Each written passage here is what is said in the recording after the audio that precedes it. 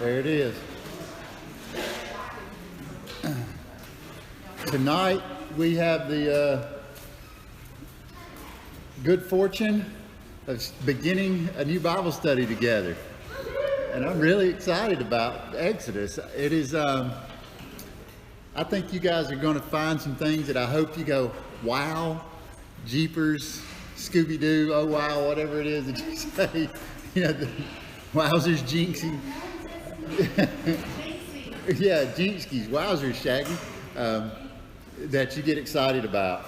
Because I have, in just the few weeks that I have been preparing for this, I have learned things that I never realized. One of the things Kelly and I were talking about today at lunchtime together, we were talking about the book of Exodus, and I said, you know, the book of Exodus is really, from an Old Testament standpoint, it is almost the equivalent of the New Testament account of the turning point standpoint. Exodus is like one of those critical books that if it was not in the Old Testament, the Old Testament wouldn't be what it is. It's, you know, you got creation, and then you got Exodus, and then you got all the stories wrapped around it almost, is how you feel. And so I'm excited about Exodus for that reason, because number one, I've never taught Exodus before, but I'm also excited because of all the cool stuff that's in here. And we are going to be chocked full of, as we go through here. If you like maps, get ready, because we're going to have some fun with maps. We're going to view videos of literally the Red Sea crossing. I'm going to show you exactly where the Red Sea crossing is.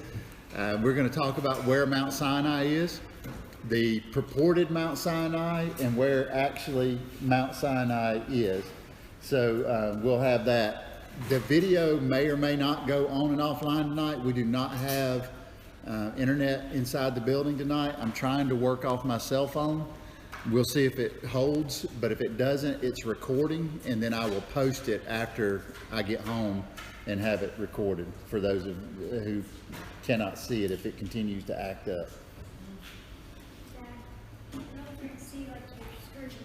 Yeah, thank you.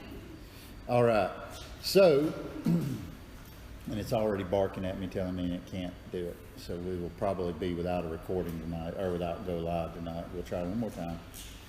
It's not going to work. So I'm just going to record it, and then I'll post it afterwards. I'm so sorry. The wise without internet. The picture that we have in front of you, I'm going to explain it real quick. First off, on the left is obviously the burning bush. We'll talk a little bit about what the bush maybe was when we get to that, because there is a very common bush that would have been experienced at that time. And so we'll talk about what the burning bush probably was, and that'll kind of be neat. The column in the middle, does anybody know what the column in the middle is?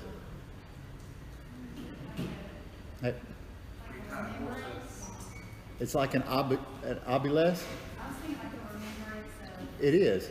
It actually is one of the columns that was for many thousands of years on the edge of the Red Sea, and there was one on either side of the Red Sea that faced one another to mark the crossing spot of the Israelites. Did you know that was even there? Isn't that so cool? The statue, the monuments have been moved. One was on the Saudi Arabia side and has been completely moved and taken. The other one has been scooted inland some, but is still near the same geographic area, and you'll have an opportunity to see it here in a few weeks. And then on the far right is Mount Sinai. And Mount Sinai actually, not the purported Mount Sinai, but the factual Mount Sinai that exists within Saudi Arabia proper as we know it. It has been photographed many times. It is actually isolated from foreigners, and we will study that together as we get to that part as well. So all kind of things that from a historical standpoint, I think you're going to go, wow, I had no idea that was available. To start in Exodus, though, I must give you a background on Egypt, because we are dealing with a time period that is extremely different than our own, and we are incapable of transporting ourselves there if we don't understand the culture and the place. So for a large part of this evening, we're going to talk about what Egypt was like and what it was like to live in Egypt during this time period. We will probably get into a little bit of scripture tonight, but I just don't want you to be disappointed and go, I thought we were going to do Bible study. We are doing Bible study. But if we don't get you in the cultural mindset, you won't be able to comprehend, just like in Ephesians, how important it was for us to understand what it was like to live in Ephesus. We have to understand what it was like to be in Egypt, because if we don't understand this, when we see what God does, we'll be scratching our head and going, I don't understand why he did it that way. And it'll help tremendously. So, Egypt. When you think about Egypt, you typically think of what? The Nile River, right? You know, the song, the Nile River and all those kind of things. You know, she was in the Nile, whatever. And so you have all this Nile River imagery that comes up. You also think of the pyramids of Giza, right? And we think of the Sphinx. We think of pharaohs. We think of desert. We think of camels. Those are natural inclinations that we have whenever we consider Egypt. And those are all 100% accurate. But I want to help you realize, whenever you think about the time period, we're looking at somewhere between the 12th and 15th century BC, 15th to 12th century BC. And we just see in Exodus, it say that Pharaoh was there. We don't know, based on the Bible account, who the Pharaoh was. And we're not going to focus on this a lot because Pharaoh was not intended. And one of the reasons that many people say that one of the reasons why Moses, the supposed author of, and not just supposed, but in Scripture it actually says Moses is the author of Exodus, that we see that Pharaoh is not meant to have a focus. The reason, biblically speaking, is that his name is not documented is because he's not important. What's important is that God is the main actor here, and the people of Israel are the main actor. And so as we study this, I'll reveal to you and talk with you about who we believe is the Pharaoh of that time period, just so you can go back and look. And I actually have a Wikipedia article linked below to who that Pharaoh was, Amenhotep II. And so we'll talk about his rule and his reign and what it was a little bit like. But we're not going to spend a lot of time on who he was, because he's not really the focus. The land, though, was actually called Kemet. Kemet is the black land. And you think for a moment, hold on, why would they call it the black land? Because if I remember Egypt, whenever I think about it, it's like got deserts everywhere. And most of it, I'm colorblind, but most of it's like gray or tan, right? Whenever I think about Egypt, the reason that they call it the black land is because of what the Nile River could do. And the Nile River, literally on miles wide on either side, depending on where you were, is going to flood every year. And it would deposit sediment and deposit. That was the lifeblood of who Egypt was. When everybody else had famine in the world, who had food? Egypt, every time. And it's because of the Nile River. The Nile River literally was the fertile area that allowed, and literally you can still see today, if we were to look at pictures, Egypt, Nile River, aerial, let's see, images. And you can see just right here, look at, there's the Nile River, and look, and the minute you get away from the Nile River, you know, it's see you anything worth having, right? I mean, you're literally walking in dust, but it's called the Black Land because of what would be deposited there as well. The actual Egyptian word is that word you see there, Hutkaptaha. And I'm butchering that in the way that it should be said, but it's that word that you see here, Hutkaptaha. And it's the Egyptian word for the actual English word we use called Egypt, which comes from a Greek word, is where we get our Egyptian word that we use called Egypt.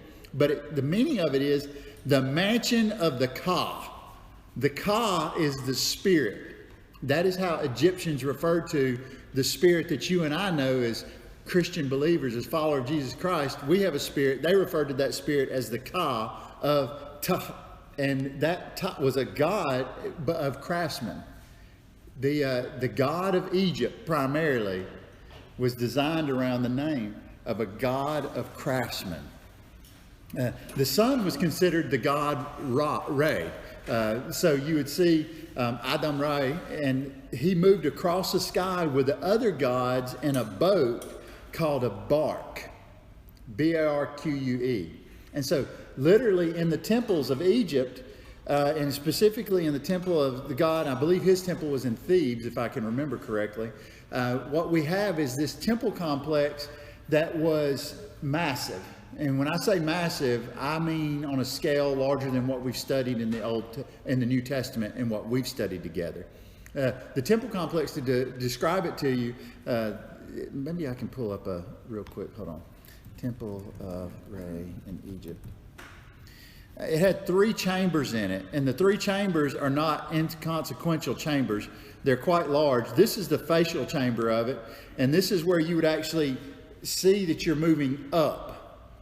And I want you to keep in mind there is so much symbolism in Egypt. The primary chamber of the god is the 3rd chamber, and it is on the highest plane. Where was Eden in the book of Genesis? On the hill, the high part. There's just a ton of imagery that's around this whole temple idea that we see even in Egypt. And so this is the face of the temple. And then within the temple complex, you actually have multiple chambers that you would come through. This first chamber that you see here on the left, what you would do is that you would see that chamber would be where it was a courtyard where people would gather and they would worship and they would trade, and they would have where people would be able to worship the god. But only certain people, specifically some of the priests, would be allowed beyond that chamber into the deeper chambers. And then you would get into, for instance, this chamber that you see here, with a lot of the earthquakes have happened, by the way, so there's been a lot of damage to the temple complex. There would have been a lot of pillars here as well. But here we have a lot of pillars, and across those pillars would have been the sky. And so what you begin to have imagery of is inside the temple, they are recreating creation. You have the sky above. Humankind exists within the bubble in between. Y'all get this imagery from Genesis? And then this bubble in between, and then underneath was the chaos and the land that existed beneath them. And then within that chamber, you would move on to the 3rd chamber, where only the priest would go on a daily basis 3 times a day. Just give you an idea of what a priest inside of Egypt would be like. There was a whole priesthood. So there was literally a village of men that would be priests to the temple, Re, in this account. And what would happen is they would wake up before daybreak. They would be completely shaven every day. They would only have hair coming out of one side of their head in like a ponytail. And their whole body, they were, Brazilian wax doesn't even begin to explain it. I mean, they're completely shaven. And so what would happen is, hang on, Betty. And so what would happen is that they would, before daybreak, they would be awakened, and they would go into the temple complex, and they would go to the 3rd chamber, which is a very small chamber that would house the bark, the boat of the god. The statue of the god would exist within that chamber. And what they would do is in the morning, they would take the allotment of food that was needed for that god. And so they would take the food and the beer. By the way, Egypt loved beer. Egypt made wonderful beer. They had beer that was prolific. They had all kind of barley and wheat growing against the Nile. So beer was the common drink that you would drink. The richest of the rich would drink wine. But the beer, they would take the beer or the wine into the idol area, and then they would, on occasion, not typically, but on occasion, they would even sacrifice within that area to the god. That god, in this case, would be seated inside this bark, this boat, and this boat was big enough, just so you can get imagery inside of your mind, this boat would be carried by approximately 8 people a few times a year throughout the kingdom, and they would use it to actually give you this idea of it being transported. So here you see these small ellipses underneath here are what it would be like to carry that, and on this boat would be the god, and the other gods would be sailing through eternity with Re, okay, the sun god. The chief priest to this god was no less than Pharaoh. So Pharaoh, a god himself, served on occasion the god in the temple complex, but most often the priest did the serving 3 times a day. Breakfast, lunch, and dinner, literally. And the priest lived pretty high on the hog, relatively speaking. I mean, who gets the leftovers? The priest. And so they had the choicest of food, of bread, and all that kind of stuff. So there were multiple gods that we were dealing with, though. Inside of this area, there were also, by the way, the Egyptian religion did not believe that the god existed within the statue. The statue was a symbol of the god to be worshipped, but it was not the god. Does that make sense? It was an image. Now, what we know is behind that is all this demonic power, essentially, is what was going on. We are seeing that is just being played out inside of mankind through them worshiping demons, through this whole God character in this boat and such. As an example, in part of Exodus that we'll study together, one of the things that you'll see is that the 2 maidservants are told to go kill the babies of the Israelite women if they're male being born. And they would actually take gods into, as midwives, to the pregnancy, to the birthing chamber in the house or whatever, and they would set these gods up, little statuettes. So you would walk in with your medical bag as a midwife, and out of your medical bag would maybe come a tool or 2, but then you would have your little gods that you would set up around you. And one of the gods, for instance, was Bes. And Bes was the god to ward off evil spirits. It is an absolutely ugly god. This little statue has stuff growing. It looks like a little troll or an ogre with its tongue hanging out. I mean, it's just an ugly, ugly little statue. Heket is a god like a frog for fertility. And so that fertility god would be sitting there next to the other god. So one god would be there to ward off evil spirits. The other god was to make sure that the child was born well. And so the little statue would be set up. And then you would have another god called Squat. And Squat was to drive off evil spirits. You know, one was to ward off, to keep evil spirits away. The other, Het, Squat was actually there to drive the evil spirits away from where they were. Okay? And so they would set up their gods whenever they were getting ready to give birth. Horus was a solar falcon that could fly. If you've ever watched, there's a popular movie that's been made recently of Egyptian gods. And one of the primary gods in that movie is this Horus. And that actually represented this falcon god that Pharaoh was associated with. And then Osiris was the god of the underworld. You've heard of the god, you must pay the man to cross the river Styx. This is that kind of god, this god of the underworld. Pharaoh was ultimately, though, responsible to maintain the order of the universe. He literally was set up as the god of gods. And Pharaoh's job was to appease all of the other gods to maintain the order of the universe in Egypt. And that was called the Maat, M-A-A-T. And it created a harmonious balance of truth and stability among the empire. And that was his role. And if something was not harmonious, something must be wrong with Pharaoh, and he's not doing a good job at being the priest to all of the gods. Okay? So literally Pharaoh, when you think about his role, the people looked at him as like, he is one of the gods. And they would actually tell stories about Pharaoh and how he was great at everything he did. No matter what Pharaoh did, it's like I'm trying to think of a movie or something where it's like he couldn't, even though it was like the emperor's new clothes, he could not fail at anything, but everybody knew he was not good at everything. Does that make sense? And so there was legend of him being able to ride along on chariots, and he could shoot quarters out of the air with a bow and arrow as the chariot rode along. This is that kind of legend behind the Pharaoh. The Pharaoh would be very adept at leading militaristically, though. The Pharaoh at any time would be expected to be a part of the army of some way.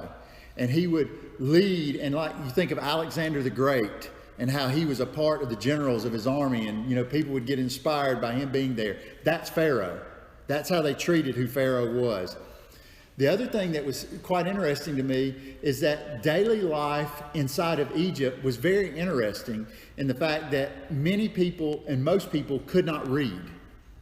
That does not mean that it's stupid. It does not mean that they're a dumb society. And I'll explain to you some things that why you'll realize it's like, no, they weren't dumb. I mean, you look at the pyramids and you realize what architecturally they were able to do. They weren't stupid people, right? But many of the common laborers could not read at all. A day in the life of a common laborer would equate to going out to your barley field, to your wheat field. The husband would wake up at sunrise. He would go out to his field and begin to work the land. He would till the land by hand. It wouldn't be terrible hard typically if you're along the Nile. And he would till the land by hand. They would then plant seeds, and then they would have pigs come and stamp the seeds into the ground.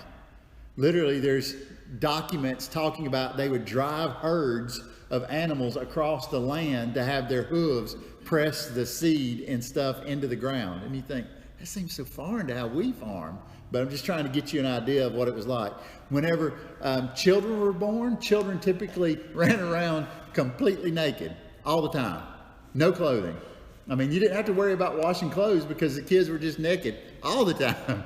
And so the mom usually wore a skirt is all she typically wore.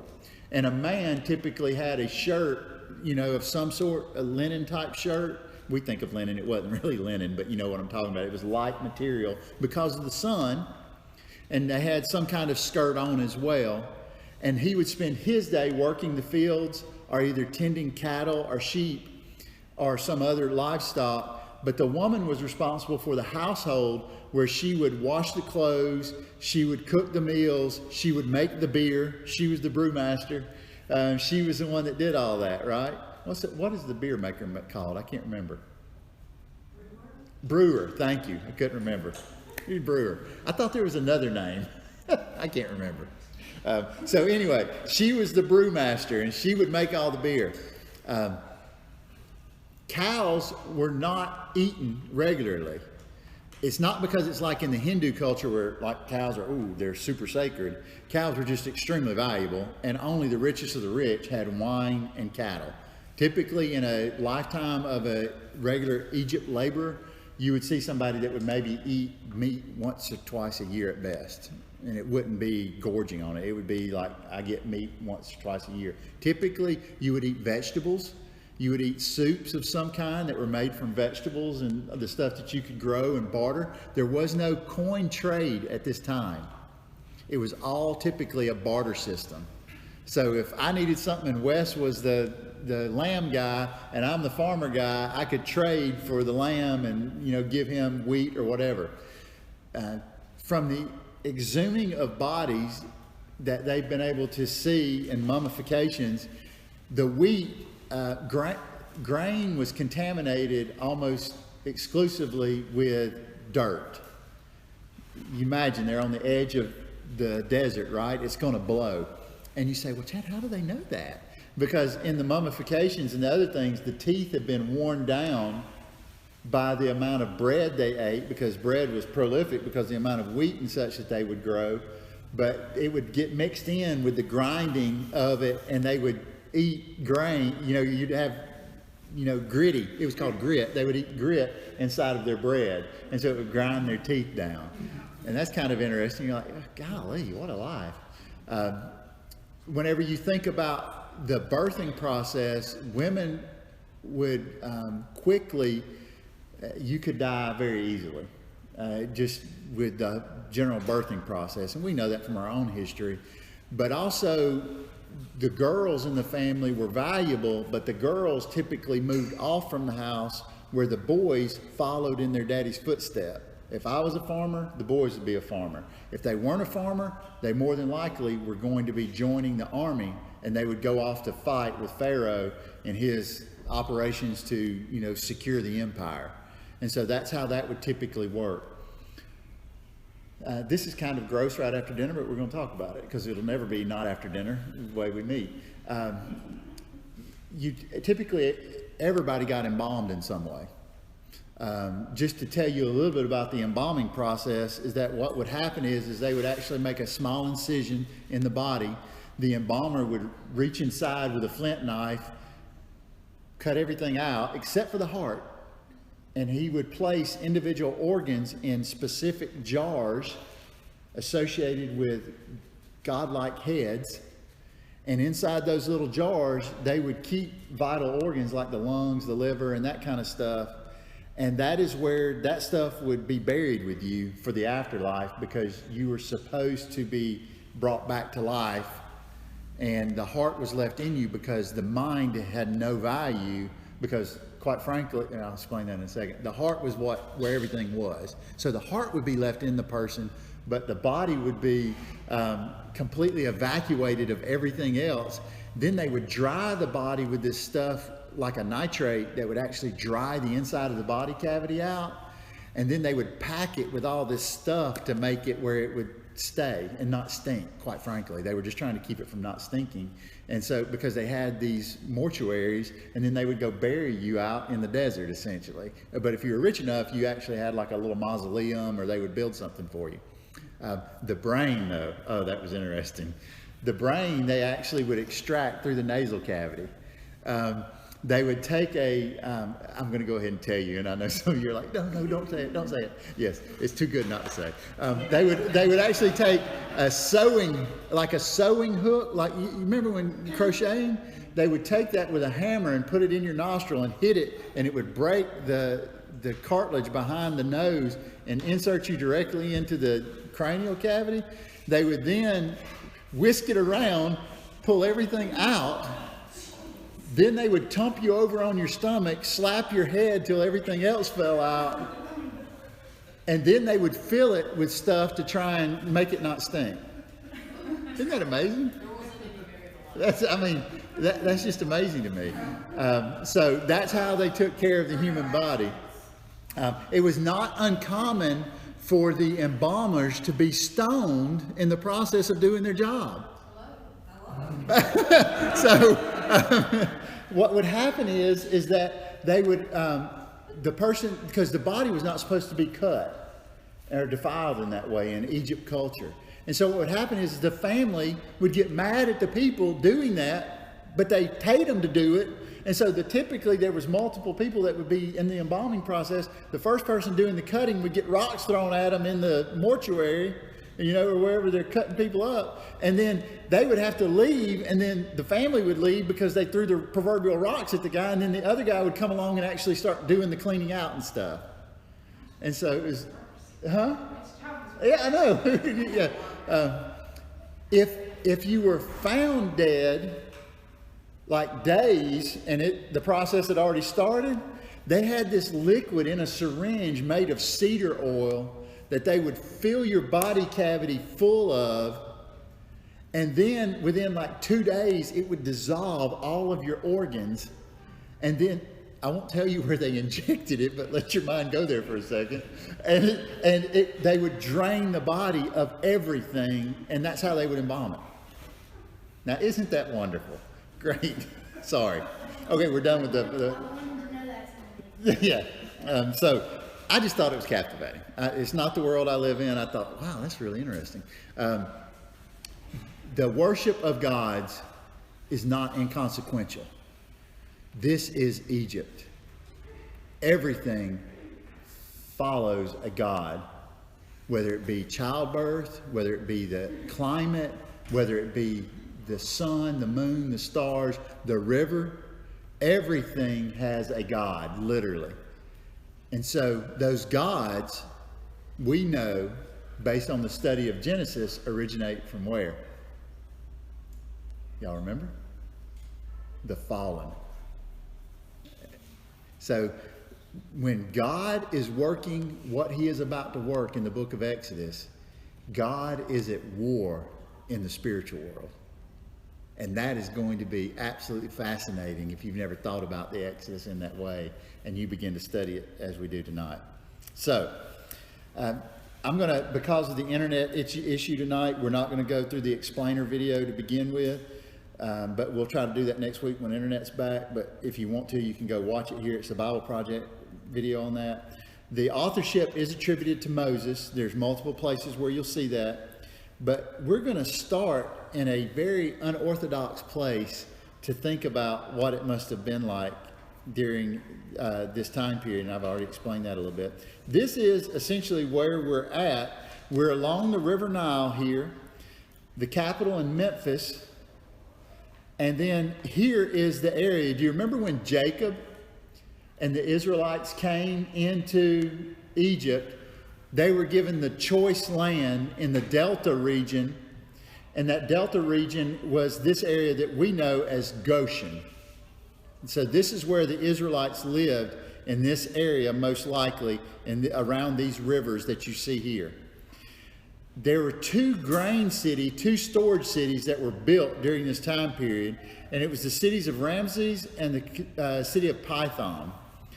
Those cities became storage cities that you would store excess grain in to hold over for known years of famine that would be coming in cycles. And then Egypt, this little area here, became the contested land bridge. Everybody wanted to own this.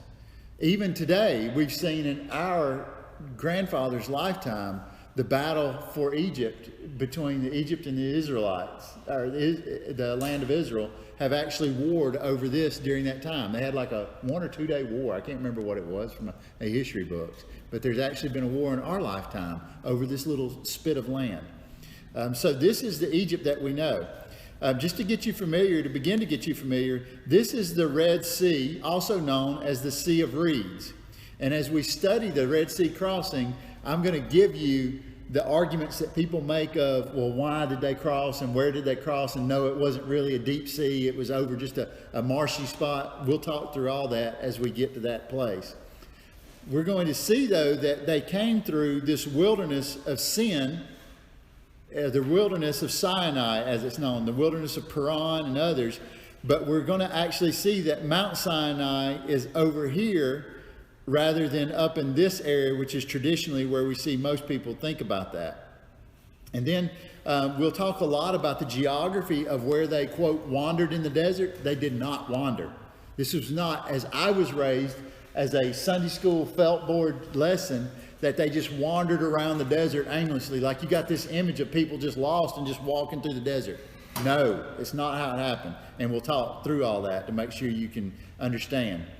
But before we start in Exodus, I want you to see a glimpse from the book of Ezekiel of what life was like there. So listen.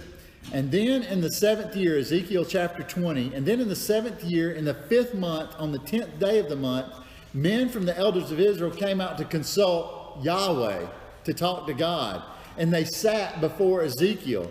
And the word of Yahweh came to Ezekiel, saying, Son of man, speak with the elders of Israel, because Ezekiel is a prophet, and you may say to them, Thus says the Lord Yahweh, Are you coming to consult me as I live?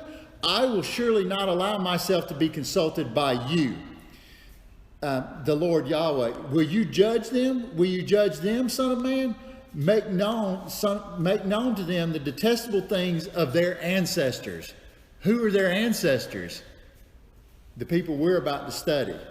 Okay? This is a direct link to who we're studying. And you must say to them, Thus says the Lord Yahweh, on the day of my choosing Israel, I swore to the offspring of the house of Jacob, and I made myself known to them in the land of Egypt. The Egypt we're going to study. And I swore to them, I am Yahweh your God. On that day, I swore to them to bring them out from the land. If you're having trouble with Wi-Fi, just remember you can't get to it. You'll have to use your 4G LTE. To the offspring, to the land of Egypt, I swore to them, saying, I am Yahweh your God. On that day, I swore to them to bring them out from the land of Egypt to the land that I had searched out for them, flowing with milk and honey, the promised land, the land that we know of as the land of Canaan and Israel, the Hittites. And it is the most beautiful of all the lands. More beautiful than the Nile? Wow. That's something to consider. I mean, the Nile is actually very beautiful. It's up along that area. I mean, we'll see some video of it as we study deeper together. It's really pretty amazing looking. Look at what he says in verse 7. Then I said to them, let each one throw away the detestable things of his eyes, and you must not make yourself unclean with the idols of Egypt. Hold on a second. We're in Ezekiel. We're like way after the Exodus. From a timing standpoint, we've already left Egypt, historically speaking. We're like into the time period of the prophets. And what are we still What are we still dealing with? The idols of the Egyptians? Seriously? I mean, haven't they already been through the Red Sea, and haven't they been through Mount Sinai, and haven't they been through the slaughtering by the Levitical priest of the 3,000? I mean, and we're still dealing in Ezekiel with the idols that came out of Egypt. Do you see how much entrenched the Israelites had become Egyptian? I'll give you an example. When Pharaoh was getting ready before the actual enslavement of the Israelites actually occurred, that we're going to study in Exodus 1, what actually was happening is you could make a living wage as an Israelite building stuff for the Pharaoh. So the Pharaoh, in the months that the crops weren't coming in, the Pharaoh would say, we need to go on building projects. We're going to go build temples, and we're going to go build pyramids, and we're going to go build all these things. And by the way, you know, it's not a commute. We can't jump on the train, or we can't ride our bicycles up the road. It's going to be, you're going to have to move your whole family. And so we're going to go build a storage facility in Pithom, or we're going to go build this temple in Thebes. And so literally craftsmen would be gathered together from the Israelite community, and they would say, hey, for the next 4 months, we're going to move you and your family and your kids and everybody. I need you to go live in the village down here. And they would literally build work complexes for the Israelite workers to live in. You would work 8 hours a day, 10 days a week, and you would get 2 days off. Isn't that interesting? 10 days a week.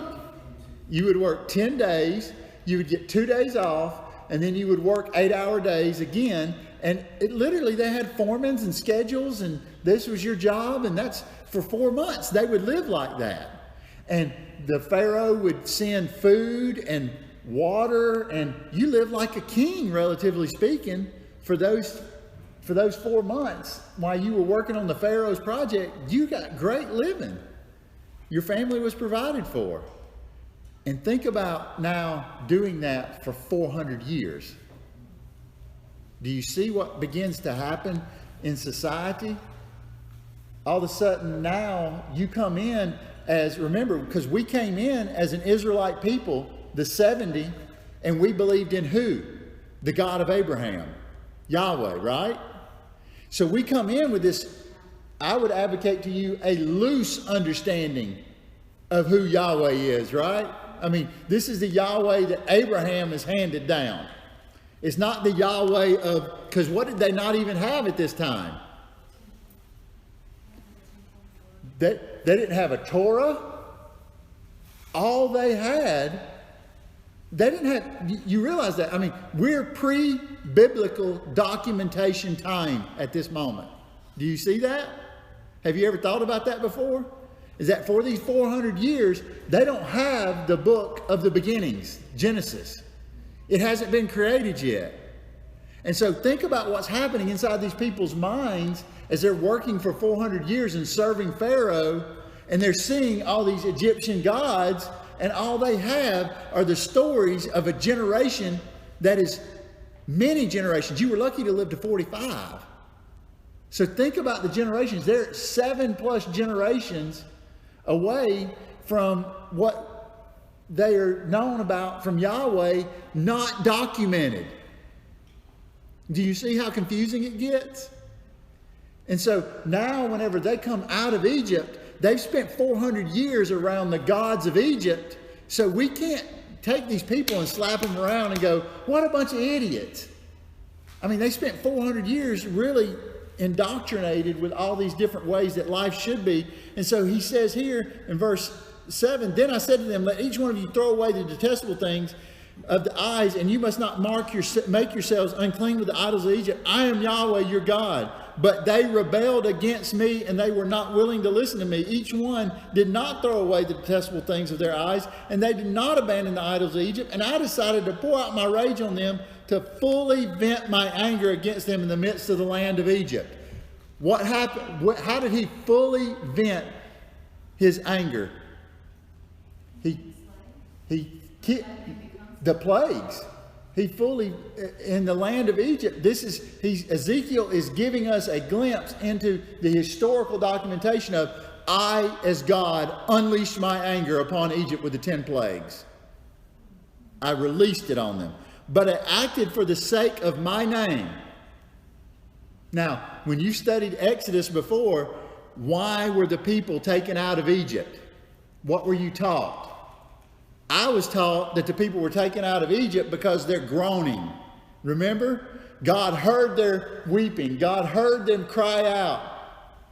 The actual text that we're going to study together is that they didn't cry out to God. It says they cried out and God heard them. That's a very interesting dynamic when you begin to... I'm not splitting hairs there. I'm literally saying the text talks about they cried out, God heard them. But God did it. Did he do it to save the Israelites? Yes. But was that his primary purpose? No. Based on Scripture, but I acted for the sake of my name, to keep it from being profaned before the eyes of the nations, where I made known to them before the eyes to bring them out from the land of Egypt. And I brought them out from the land of Egypt, and I brought them to the desert. And you see who's doing this? This is very intentional. And I gave my statutes to them, and my regulations I made known to them, which if a person does them, then he will live by them.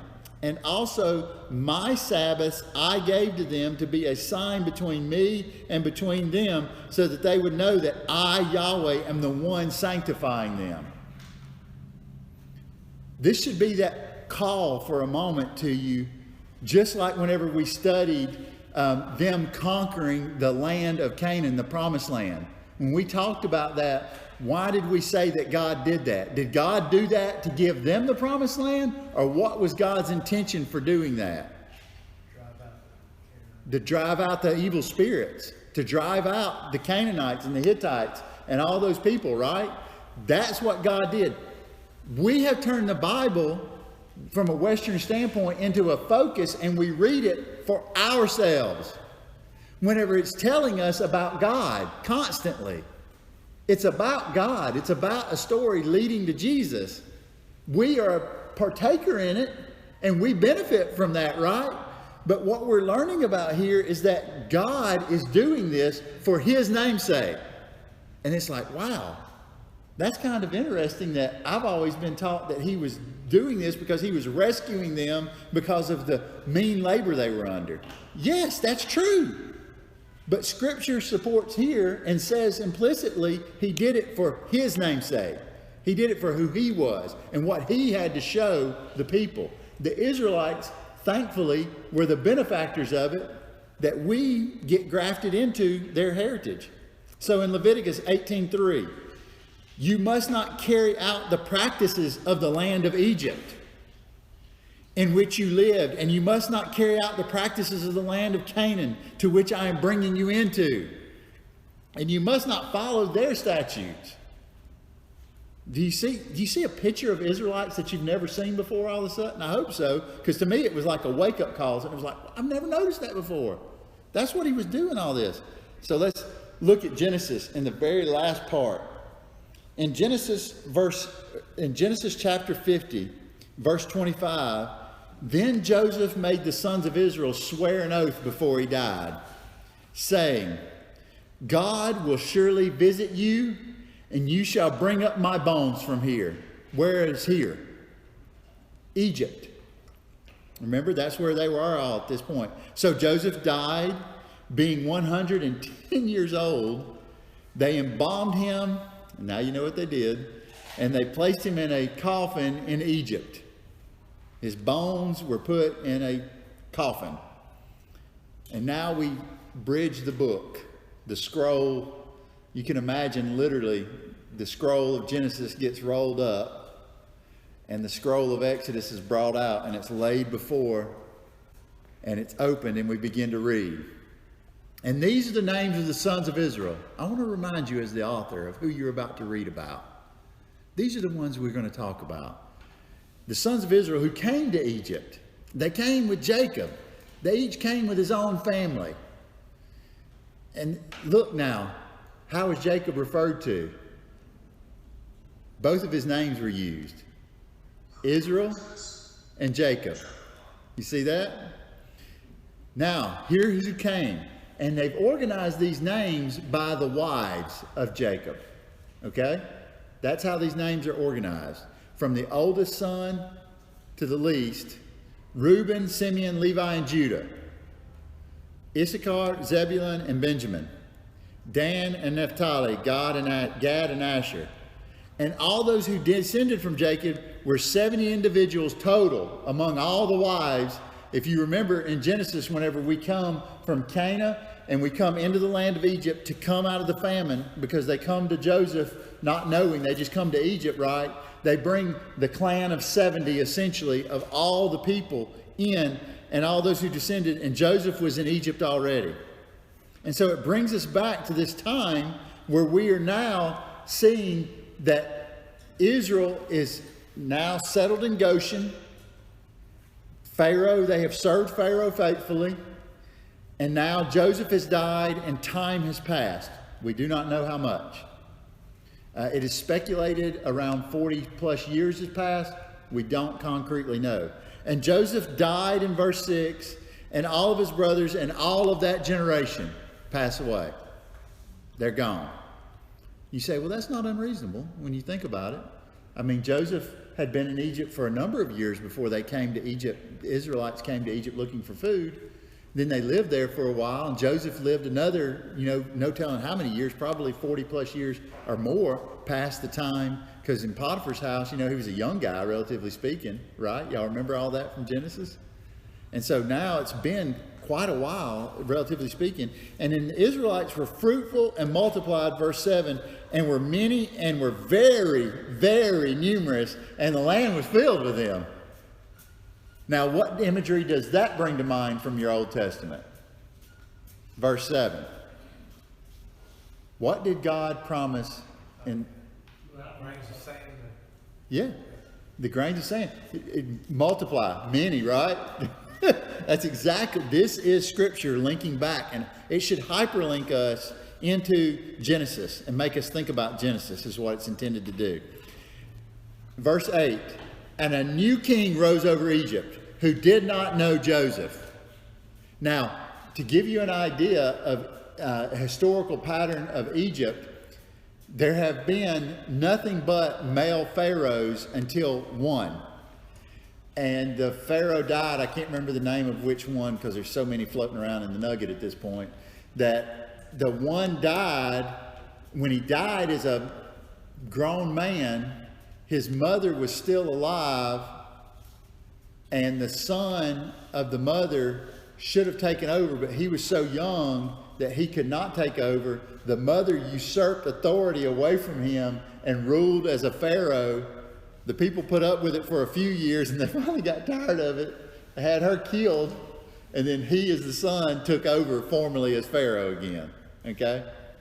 And so Egypt is known for these changing of the pharaohs, but it typically was through a lineage of a bloodline. Okay? These are not like pharaohs just randomly being picked. It's through a lineage of a bloodline. And this pharaoh said to his people, who's his people? Pure blood Egyptians. Look, the people of the Israelites are greater and more numerous than us. These people, I mean, they are everywhere. I mean, we're using them. They're our labor. But here's the ultimate problem. The Israelites had grown to over 600,000 men accounted for from an historical standpoint by themselves. Now, typically multiple children. So think about that. The wives, that's the reason we know that the Exodus was well over 1 million people, right? Think about an invading army And think about land-wise, Egypt was most worried about the land of Mesopotamia, worried about what we would know as the Turks from Asia Minor. How do you get to Egypt? Through the land bridge, right? And where's the first people that you're going to interact with if you're coming into Egypt? The Israelites. If you need to conscript an army and you take over an army of 600,000 men and you're an invading warlord, you just won the battle, right? It's game, set, match immediately. There's no like jockeying for position. There's not enough chariots. You lose. So that's what they're looking at is this Pharaoh is militaristically, he's thinking ahead. And he says, come, verse 10, we must deal shrewdly with them, lest they become many. And when war happens, they also will join our enemies and will fight against us and go up from the land. They may leave and go back to where they originally came from, or else they may take over the land of Goshen. They will come up from the land of Goshen and take over Memphis and Thebes and all these other places. And so there's a true concern here that these people that have been laborers for them might turn against them for their own good, for the Israelite good. And so in verse 11, and they appointed commanders of forced labor over them in order to oppress them with their forced labor. Where did I tell you they would go for 4 months a year? To build the projects of the Pharaoh. And so it eventually turned into, hey, what happened to the 10-day work week? Well, we're supposed to get a day off. Well, we got a lot of work to do this week. Well, I'll give you one more day, but we're getting Sunday off or whatever, Well, a few months rock on like that, and next year you come back to work and, well, what happened to the 10-day work week? Well, it's 11 days now. We got a lot of work this year. Well, we're going to work overtime. You're going to work, instead of 8 hours, you're going to work 12 hours a day. And so you find yourself all of a sudden now moved into a place that never was intended to be, but you've subjected yourself willingly to it. Does that make sense? There's not money being exchanged here. You're living and you're working for food and shelter. Does that make sense? So do you see how quickly you could become enslaved? Think about this. When you think about in our history, we would associate this sort of with sharecropping. You couldn't get out of it. That was why it was so bad, is because you couldn't ever make enough to buy your way out of it.